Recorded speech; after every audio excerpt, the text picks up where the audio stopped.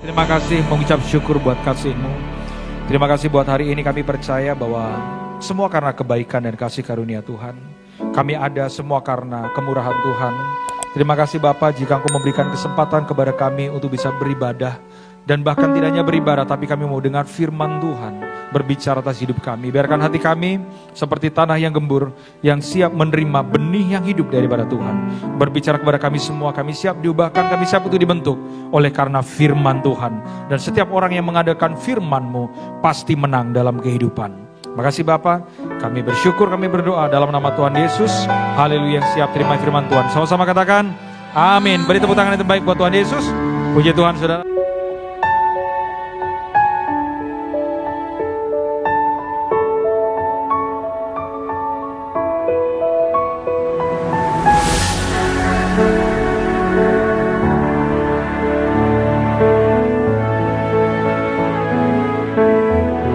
Silakan duduk, puji Tuhan. Shalom. Apa kabar? Saudara bersuka cita? Kasih salam kanan kiri, bilang Yesus baik. Dengan tidak mengurangi rasa hormat, terima kasih gembala, wakil gembala, staf diaken, pengerja majelis yang mengizinkan waktu bagi saya untuk membagikan firman Tuhan. Saya percaya bahwa minggu harusnya tidak hanya menjadi waktu untuk kita rutinitas ke gereja, tapi harusnya minggu menjadi tempat untuk kita ngalamin perjumpaan dengan Tuhan. Saudara, ada dua kategori orang yang datang ke rumah Tuhan. Yang pertama, datang ke rumah Tuhan karena faktor kebutuhan. Nah, ada orang-orang Kristen yang datang ke rumah Tuhan itu cuma karena faktor kebutuhan. Kebutuhan pengen diberkati, kebutuhan pengen terima mujizat. Saudara, saya nggak katakan Kristen berkat, Kristen mujizat salah ya, enggak. Tapi seminggu yang lalu kita baru saja memperingati yang namanya Jumat Agung dan Paskah. Saudara, waktu Yesus buat mujizat dengan 5 roti 2 ikan, ribuan orang itu datang kepada Yesus. Tapi pertanyaan saya, di mana ribuan orang itu waktu Yesus ada di atas kayu salib? Enggak ada Pak. Makanya mohon maaf ya, mental berkat, mental kebutuhan tidak akan pernah kuat dengan mental proses.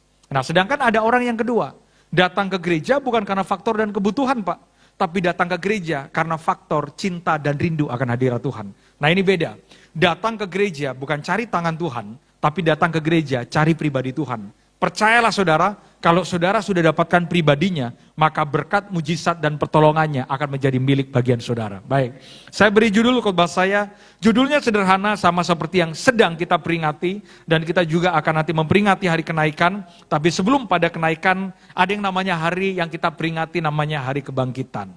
Makanya saya beri judul khotbahnya adalah Dia Sudah Bangkit. Saudara, ini ada musik ya? Oh ruang sebelah, saya pikir ada musik lagi. Saya kalau dengar kadang musik itu senyap-senyap, saya agak khawatir. Jangan-jangan musik kedatangan Tuhan Pak. Lagi khotbah kan tiba-tiba ada musik, ini mana? Ada sangkakala ini, untung bukan sangkakala dari sorga gitu kan. Berarti udah pengangkatan Pak kita ini. Baik, saudara, seminggu yang lalu kita baru saja memperingati yang namanya hari kebangkitan. Tolong bisa ditampilkan. Semua kita suka dengan yang namanya hari kebangkitan. Oh sedikit info saudara. Oke, karena sudah dimunculkan, sedikit perkenalan saya, buat saudara yang masih belum tahu saya seorang hamba Tuhan, tapi hari ini saya dipercayakan, saya menjabat sebagai seorang komisaris di perusahaan BUMN namanya PT Wika Realty, dan saya juga hari ini menjabat sebagai seorang anggota Komite Pertamina, Eksplorasi dan Produksi, khusus ngurusin sumur-sumur minyak dan gas, dan sebelumnya saya baru saja menyelesaikan tugas saya sebagai staf di kantor komunikasi kepresidenan. Kalau bisa ditampilkan file berikutnya. Dan saya berdoa saudara, Kristen itu jangan cuma jago gereja tapi nggak jago hidup. Ya, apalagi kita ini jangan jadi Kristen yang hobinya berdoa tentang bangsa, tapi tidak memberikan kontribusi terhadap bangsa. Makanya jadilah anak-anak Tuhan yang tidak hanya berdoa bagi bangsa, tetapi berpikir bagaimana memenangkan bangsa bagi hormat kemuliaan nama Tuhan. Amin. Nah, saya hari ini baju kanan ini waktu kerja Pak. Jadi saya pendeta tapi saya masih kerja, karena saya punya prinsip dalam hidup, kalau nggak kerja jangan diberi makan. Ya, Alkitab kan bilang begitu Pak. Jadi kalau saudara mau makan ya harus kerja.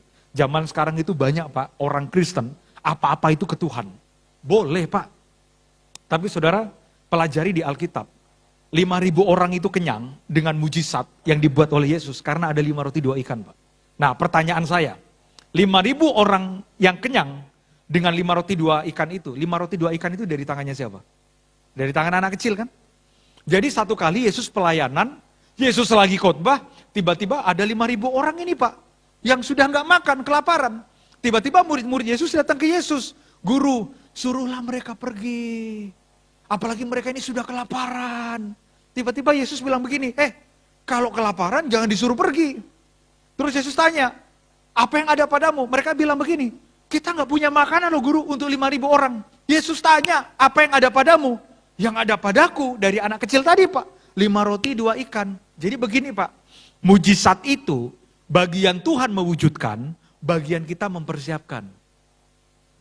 Gak ada Pak 5.000 orang kenyang tanpa 5 roti 2 ikan. Nah 5 roti 2 ikan itu bukan dari tangan Yesus. 5 roti 2 ikan itu bukan dari tangan Tuhan. Tapi 5 roti 2 ikan itu dari tangan manusia yang diserahkan ke Tuhan. Makanya kalau mau diberkati, jangan apa-apa Tuhan. Ada bagian kita Pak. Bagian kita apa? 5 roti 2 ikan. Bagian kita apa? Kerja Pak. Zaman sekarang itu orang kalau mau diberkati, Tuhan aku percaya. Berkat datang dari sorga. Betul Bambang. Berkat itu datang dari Tuhan. Tapi ada bagian kita yang kita harus kerja. Makanya saudara jangan sibuk perangi dedemitlah, poconglah.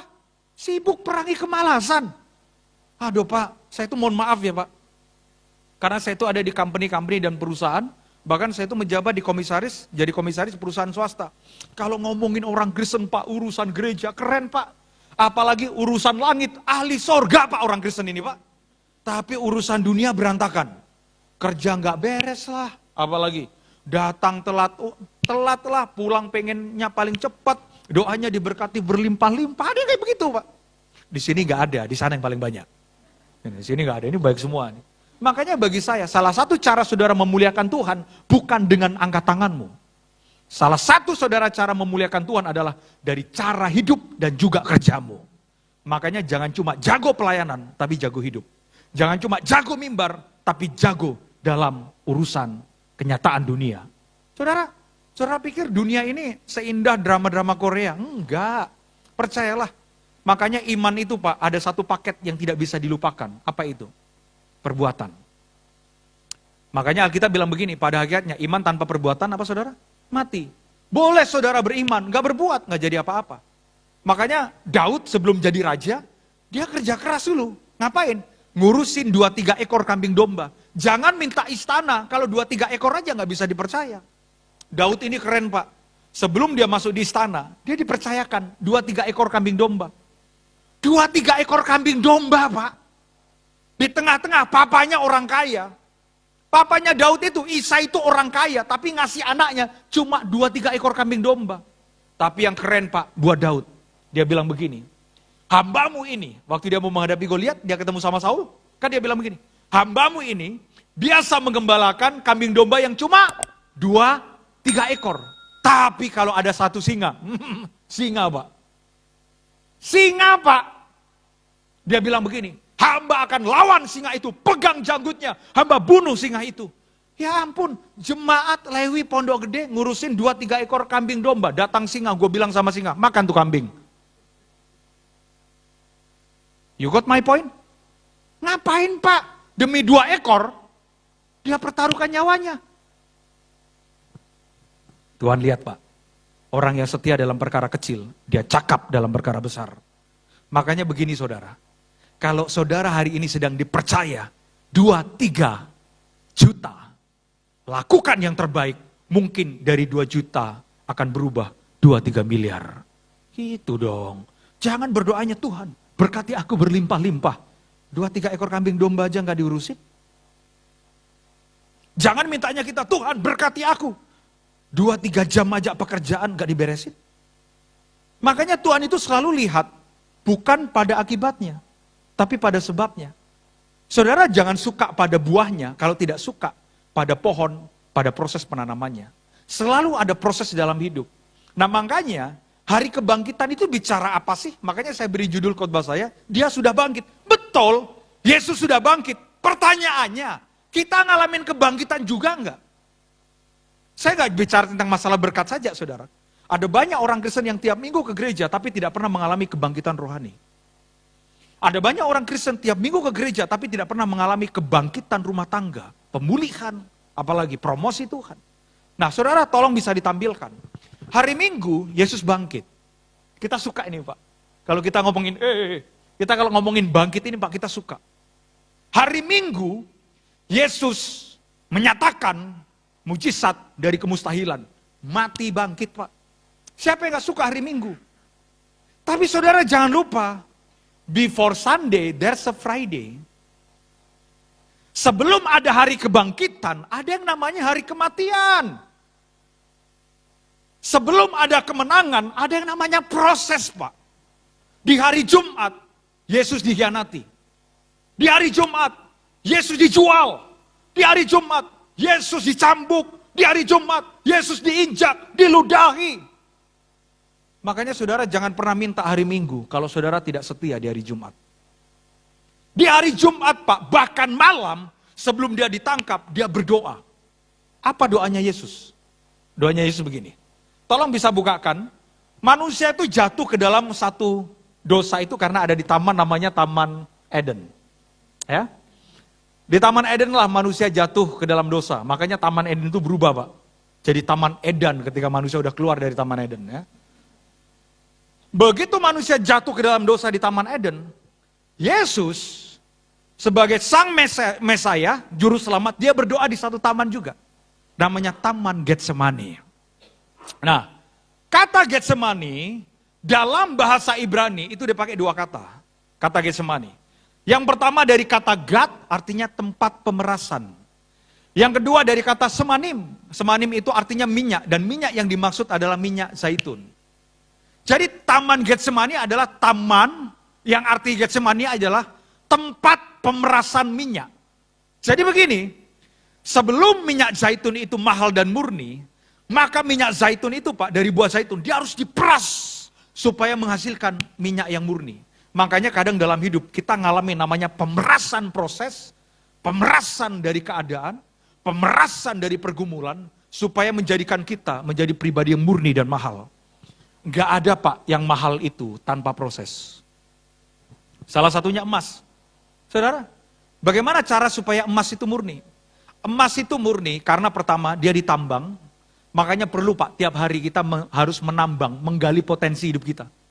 Begitu emas itu ditambang, maka emas itu masih bercampur dengan tanah. Emas itu bercampur dengan mineral yang lain yang tidak berharga. Maka yang dilakukan adalah supaya emas itu murni, emas itu harus dibakar. Dan saudara mau tahu titik lebur emas itu berapa? 1064 derajat Celcius. Silakan cek. Panas, panas banget. Kita baru ngomongin Pak, baru ngerasain telinga panasnya tetangga udah marah. Emas itu untuk murni, dia butuh titik lebur. 1064 derajat Celcius, panas banget. Tapi itu memunculkan emas yang murni. Nah, Getsemani sama. Saudara jangan marah kalau saudara ada di Taman Getsemani. Karena bagi saya nggak apa-apa di tanah Getsemani. Yang penting sebentar lagi ada di tanah perjanjian. Gitu dong. Nggak apa-apa di hari Jumat, kematian, difitnah, dihianati, dihajar, pikul kayu salib. Nggak apa-apa ada di hari Jumat. Tapi percaya dengan iman saudara, hari Jumat memang kematian. Tapi hari Minggu ada hari kebangkitan yang saudara terima. That's faith. Makanya di hari Jumat, bahkan malam sebelum Yesus ditangkap, dia berdoa. Pak. Doanya apa di Taman Getsemani? Saya yakin berbeda dengan doa kita Pak. Kita ini kadang kalau berdoa Pak, suka maksa Tuhan. Apalagi kalau sudah pelayanan. Apalagi kalau sudah ngasih perpuluhan, doanya suka maksa Tuhan Pak. Tuhan, gue udah kasih perpuluhan dong. Ayo dong, bisnis berkati dong. Saudara jangan kayak begitu. Doa yang paling benar bukan maksa Tuhan. Tapi doa yang paling benar adalah bergantung pada kehendak Tuhan.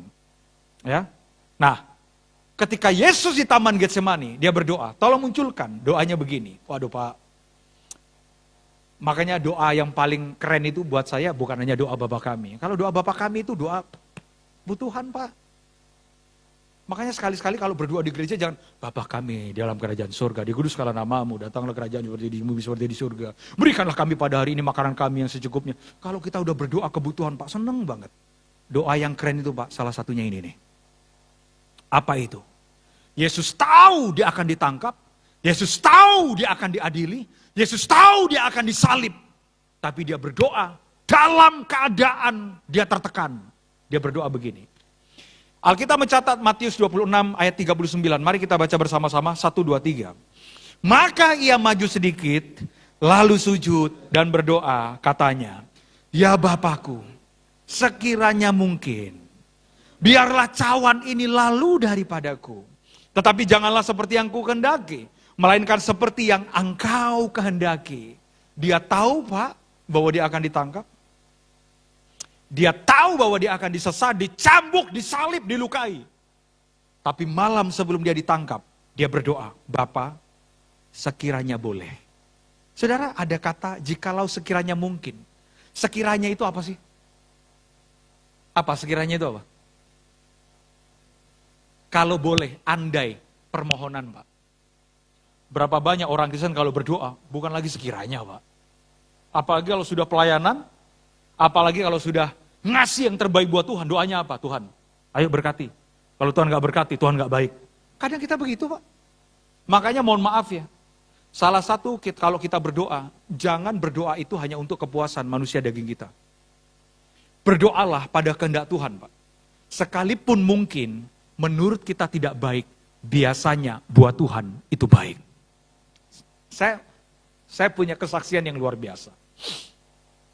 Saya belajar saudara tentang bagaimana hidup ini mesti berserah kepada Tuhan.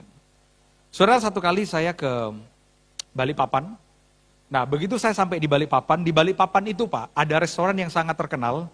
Namanya Rumah Makan Kepiting Dandito. Oh itu enak banget. Kalau saudara pernah ke Balikpapan, mampirlah di Rumah Makan Kepiting Dandito. Percayalah saya nggak punya saham di rumah makan itu. Tapi enak bener Pak. Kalau kita ngomong enak ya enak gitu loh. Daripada orang Kristen Pak. Restorannya sepi, terus katanya, restoran saya sepi karena diganggu oleh roh-roh jahat di udara. Begitu makan karena makanannya gak enak Pak. Dia salahkan setan lagi. Nah saya mampirlah di Rumah Makan Kepiting Dandito. Waktu makan di Rumah Makan Kepiting Dandito itu saya video call istri saya. Begitu saya video call, sayang, oh ya besok aku bawain ya. Aku bawain kepiting Dandito. Wah kepiting Dandito itu Pak memang rasanya lain Pak. Saudara, kalau saya makan kepiting di Jakarta itu rasanya paling asin, manis, pedas. Tapi di Balikpapan itu lain Pak. Sekali gigit Pak, surga terbuka, malaikat turun menari-nari itu. Itu saking enaknya itu Pak, apalagi kepiting lada hitamnya. Dan kepiting Dandito itu beda Pak sama kepiting Jakarta. Kepiting Jakarta itu kan kadang agak kurus-kurus. Kalau kepiting Balikpapan Pak, suka nge-gym Pak. Jadi itu kekar-kekar itu. Wih enak banget Pak. Nah saya bilang sama istri, besok aku bawain kepiting Dandito. Oke sayang. Nah saudara, sebagai seorang suami, boleh pergi jauh, yang penting pulang bawa oleh-oleh. Ya, itu Pak. Nah asumsi saya besok saya pulang, saya bawa kepiting Dandito. Supaya terbang jam 7 malam, tiket saya jam 7 malam Pak. Sampai di Jakarta sekitar jam 8, karena kami beda 1 jam, Balikpapan lebih cepat dari Jakarta. Saya itu jam 5 Pak, sudah keluar dari hotel. Begitu keluar dari hotel, mampir di Rumah Makan Kepiting Dandito itu. Ngambil kepiting yang dipesan sama teman saya. Kepiting lada hitam. Rasa surga. Haleluya. Begitu sudah mau ke bandara, teman saya telepon, bro, gimana? Aduh bro, pesawatmu delay. Nah, pendeta dengar pesawat delay Pak, itu kan paling gak enak. Ya kan? Betul gak? Kita mau terbang, tiba-tiba pesawat delay. Terus saya tanya, delay berapa jam? 3 jam. Begitu sampai di bandara, protokol jemput saya. Protokol langsung bilang begini, Pak David, siap Pak, izin Pak. Pesawatnya Bapak delay. Mas, delay berapa jam? 3 jam Pak. Aduh, saudara jangan bilang begini, Bapak kan pendeta pasti panjang sabar. Marah juga kita Pak. Terbang jam 7, delay jam 10 malam pulang. Kan kalau saudara kan sabar kan. Ini wajib saudara ini sabar nih. Saudara juga kayaknya delay 1 hari juga sabar. Kita marah juga Pak. Sampai saya bilang begini, Mas, kok bisa 3 jam Pak? Jujur Pak. Saya telepon komisaris Injurni Airport, namanya Ibu Imelda Sari. Saya telepon, Kak ini gimana ini pelayanan bandara begini, begitu, begono. Dijawab, bro sabar, lu kan pendeta sabar. Oh iya gue pendeta ya, sabar ya. Terpaksa Pak, nunggu. Dari jam 7, saya nunggu Pak. Berapa jam? 3 jam. Nah, Bandara Balikpapan sepinggan beda sama Bandara Suta Pak. Kalau di Bandara Soekarno-Hatta, saudara jam 12 malam pun masih ada kafe dan restoran yang buka. Kalau di Balikpapan Pak, jam 7, jam 8 malam, rata-rata restoran, cafe shop udah tutup. Tiba-tiba masih ada satu cafe shop yang masih buka. Langsung saya bilang gini, mas, jangan tutup dulu. Aduh Pak, udah bersih-bersih Pak. Mas, saya mau order makanan, saya mau order minuman. Kenapa? Delay 3 jam Pak. Itu Pak, nunggu itu paling males lah. Nunggu 3 jam itu paling males. Itu ke toilet Pak, bawa kepiting Pak toilet. Tiba-tiba, sekitar jam setengah 10 malam. Setengah jam sebelum boarding. Tiba-tiba dari jauh, ada bapak-bapak yang lihat saya agak bingung, saya lihat juga, dia juga agak bingung. Jadi, saya lihat bapak ini bingung, dia juga lihat saya bingung. Bingung ketemu bingung, kami saling membingungkan. Tiba-tiba dia teriak Pak, dia teriak, Pastor David! Langsung saya ingat, siapa ya? Siapa? Langsung, Ko Samuel! Teman saya Pak. Pertemuan terakhir mungkin 2019 sebelum COVID kali. Nah, Ko Sam ini pengusaha batubara orang Surabaya yang tinggal di Balikpapan dan sangat diberkati Tuhan. Langsung saya tanya, loh Ko Sam kok di bandara? Dia bilang begini, Pastor, saya ini baru terbang dari Surabaya ke Balikpapan. Terus sampai di Balikpapan, bandara, saya langsung ke rumah. Terus sampai di rumah, saya baru ingat bagasi saya ketinggalan. Untung Pak bagasinya ketinggalan. Dia nanya ke saya, loh Pastor kenapa aja sampai malam ini di bandara? Nah gini, gue itu mesti terbang jam 7. Delay jam 10 malam. Jadi karena pesawatnya delay, makanya saya masih di bandara. Pak, coba siapa yang buat kalau bukan Tuhan bagasinya ketinggalan? Karena Ko Sam ini kalau bagasinya tidak ketinggalan Pak, dia nggak mungkin balik lagi ke bandara. Kalau dia tidak kebalik lagi ke bandara, dia nggak mungkin Pak ketemu pendeta seganteng pendeta David Herson itu. Untung Pak, bagasinya ketinggalan. Ya sudah, melepas kangen, karena udah bertahun-tahun nggak ketemu. Begitu melepas kangen, tiba-tiba ngobrol Pak kami ngobrol setengah jam, tiba-tiba jam 10 sekitar lewat 5 menit, tiba-tiba protokol datang. Protokol bilang begini, izin Pak David, oh gimana Mas? Pak, pesawat Bapak sudah ada. Sudah mau boarding. Oke. Sudah boarding ya? Sudah Pak, sudah. Begitu mau boarding ya pamitan kan. Ko Sam, izin ya. Oh ya Pastor David, izin. Sudah mau boarding, balik ke Jakarta. Waduh Pastor David, jangan lupa nanti kalau datang ke Balikpapan kabari saya. Oh ya Ko Sam, nanti kalau Ko Sam ke Jakarta jangan lupa kabari saya juga. Oh ya Pastor David. Begitu saya mau jabat tangan, tiba-tiba Ko Sam ini, dia ambil tas, dia buka tasnya, ngeluarin amplop. Nah pendeta lihat amplop Bapak. Saudara jangan berpikir nih Pak Pendeta khotbah pasti nyari amplop Pak. Saya ini percayalah, saya sama istri saya ini, kami ini udah cukup Pak. Kami ini diberkati sangat cukup. Tiba-tiba dia ngeluarin tasnya, dia ngeluarin amplop Pak. Tapi kan saya pendeta yang lain Pak. Kalau pendeta yang lain kan langsung beset gitu. Kita enggak. Enggak salah maksudnya. Begitu dia ngeluarin amplop, saya langsung jawab, Ko Sam jangan. Pastor David enggak, ini bukan untuk Pastor David, tapi untuk istri dan anak-anak. Oh jangan. Enggak, maksud saya jangan lama-lama maksudnya. Nah, dia paksa Pak, dia berkati saya. Ya namanya pendeta diberkati, seneng Pak. Saudara enggak percaya? Coba saudara, habis ini, saudara kasih saya, pasti saya ambil. Saudara, dia ambil tasnya, dia buka amplopnya, dia kasih saya. Ya sudah, namanya diberkati, saya ambil. Saya ambil, saya masukin di kantong Pak. Saya pamitan, Ko Sam izin ya. Begitu saya masuk di pesawat, begitu saya duduk, hal yang pertama saya lakukan, isinya berapa? Emang cuma saya doang? Kayaknya pura-pura nih saudaranya.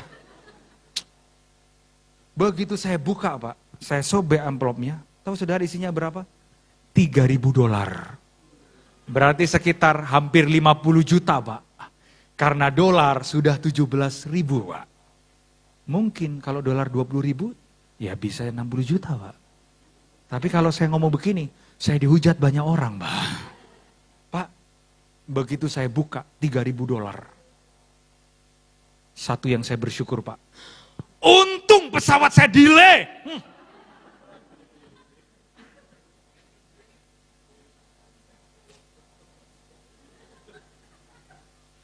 Untung delay Pak. Padahal waktu delay, kok bisa delay pesawatnya ya? Ini kenapa kok pesawatnya delay? Telepon komisaris sini, telepon yang punya pesawat. Untung pesawat saya delay Pak. Tuhan ajarkan saya sesuatu, kayak Tuhan itu bicara sama saya. Tadi delay marah, sekarang lo masih marah? Enggak loh Tuhan, enggak. Yang betul kau. Enggak, betul ini betul dari hatiku, aku enggak. Pak, mohon maaf ya. Mohon maaf nih.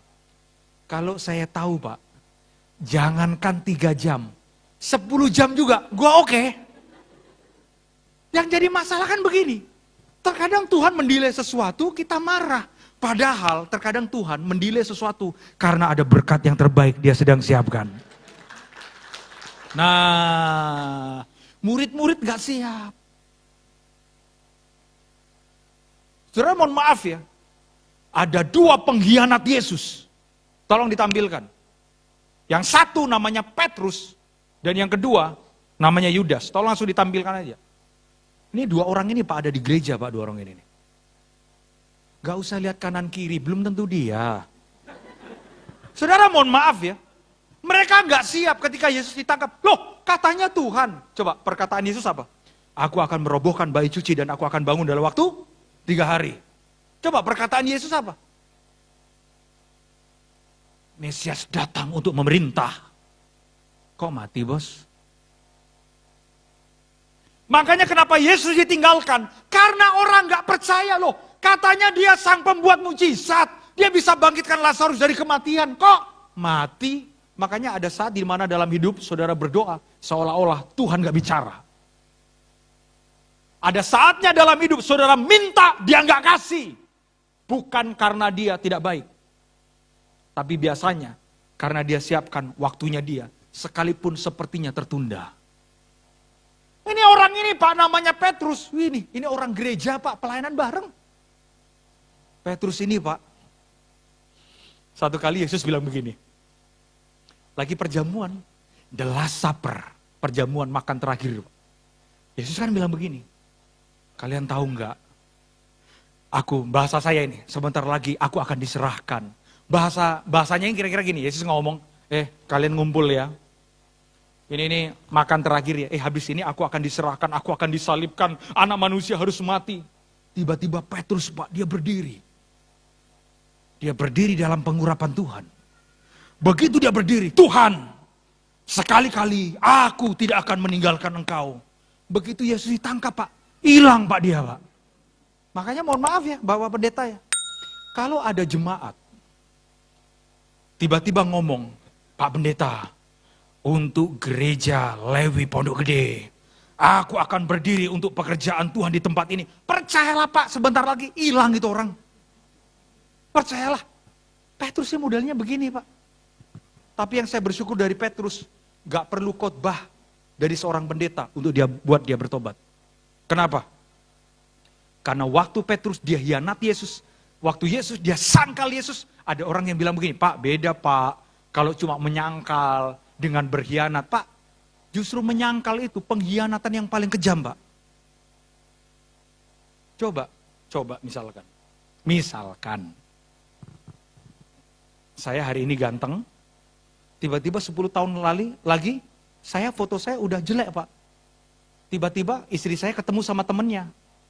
Marcella, ini foto ini suamimu. Oh bukan, sakit hati gak itu? Sakit hati Pak, betul gak Pak? Dalam hati kita ini, istri pengkhianat. Yesus ngalamin itu Pak. Makanya waktu itu Petrus ditanya, bukankah engkau bersama-sama dengan dia? Petrus bilang apa? Bukan aku. Ditanya lagi, bukankah engkau bersama-sama dia?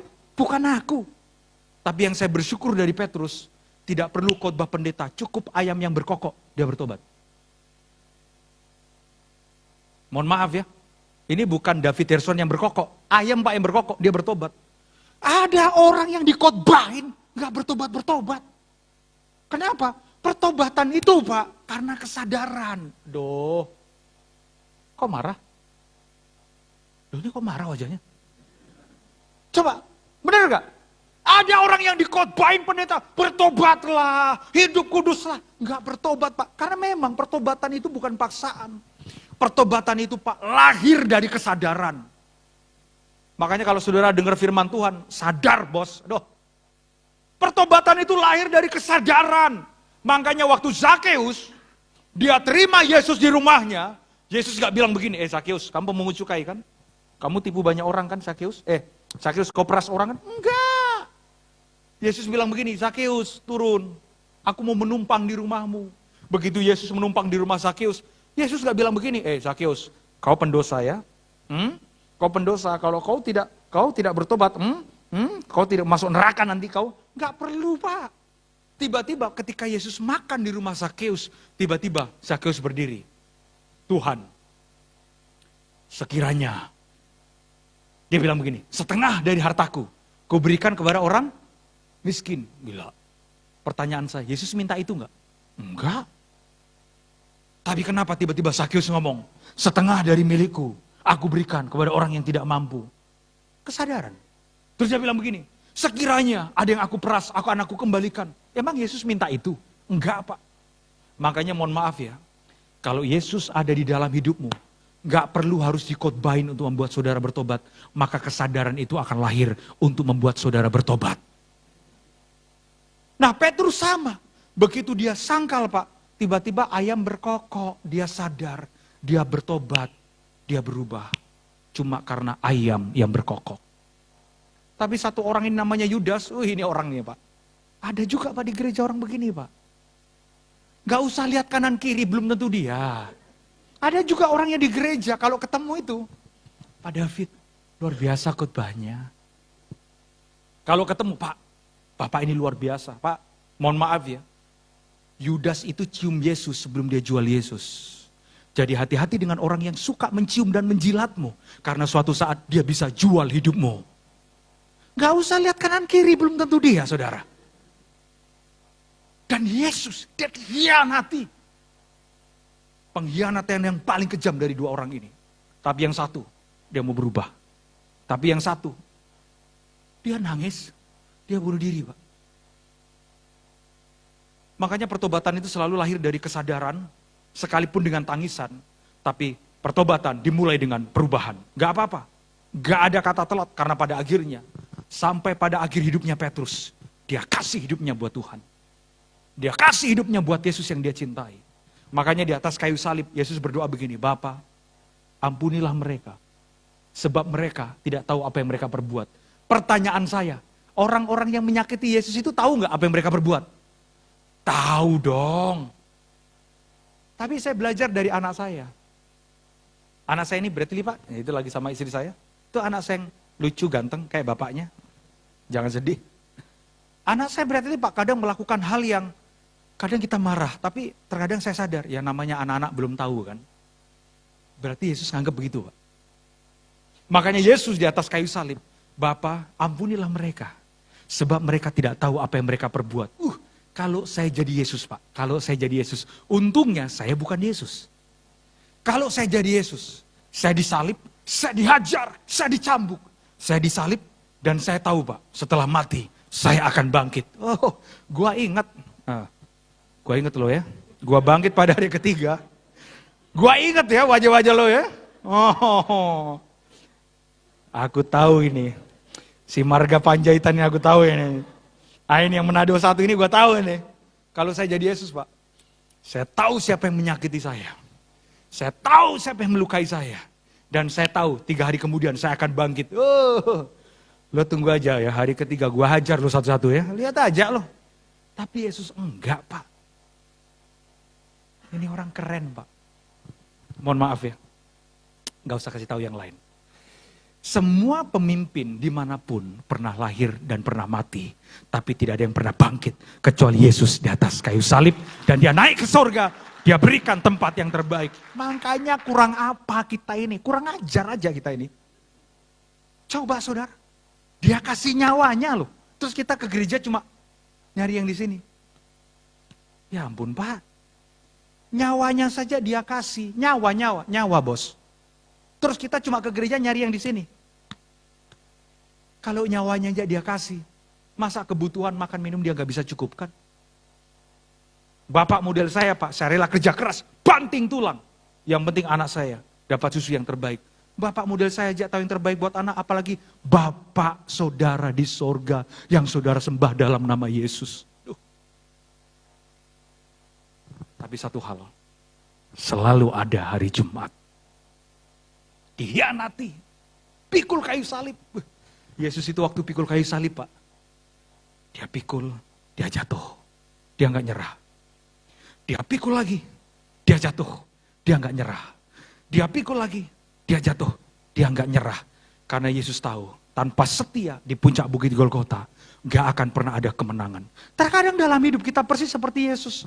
Pikul kayu salib, berat Pak bebannya Pak. Ikut Tuhan ternyata punya masalah, punya pergumulan juga. Tetap melangkah. Jatuh lagi, ayo bangun lagi. Tetap melangkah. Ayo jatuh lagi, bangun lagi. Tetap melangkah. Ayo jatuh lagi, bangun lagi, tetap melangkah. Karena semakin saudara setia di puncak bukit Golgota, ada kebangkitan hari Minggu yang saudara akan terima dari Tuhan. Dan ada satu orang Pak. Orang ini tidak pernah disebut siapa. Orang ini muncul dalam keadaan tiba-tiba. Namanya Simon dari Kirene. Simon ini, orang yang tidak pernah tercatat, dia ini siapa.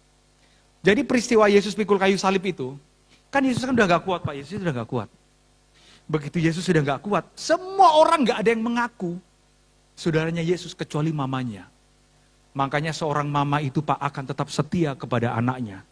Makanya kalau saudara punya mama, punya ibu, punya orang tua di kampung, perhatikan mereka. Karena salah satu cara saudara mengasihi Tuhan, saudara mengasihi orang tuamu.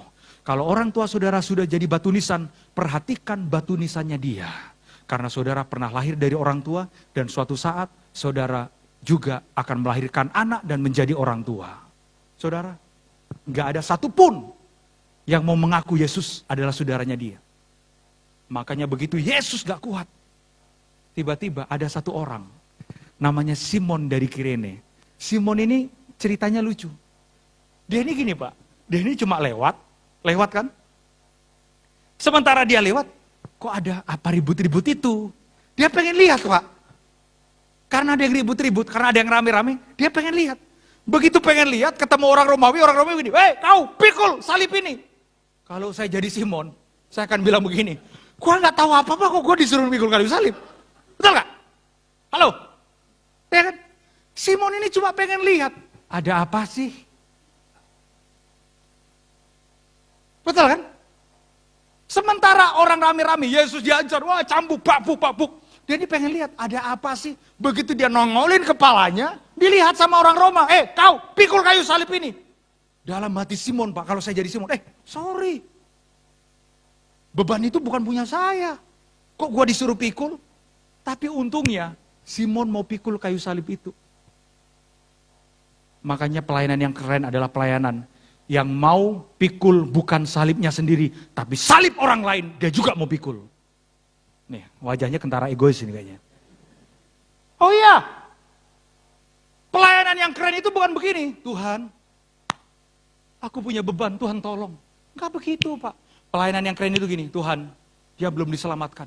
Tuhan pakai aku untuk pikul hidupnya dia. Supaya dia sampai di puncak bukit Golgota. Dan dia bisa menerima keselamatan datang dari Tuhan. Karena surga bersorak bukan karena kita kaya. Tapi lewat hidup kita ada satu jiwa bertobat. Menerima Yesus sebagai juru selamat hidup mereka.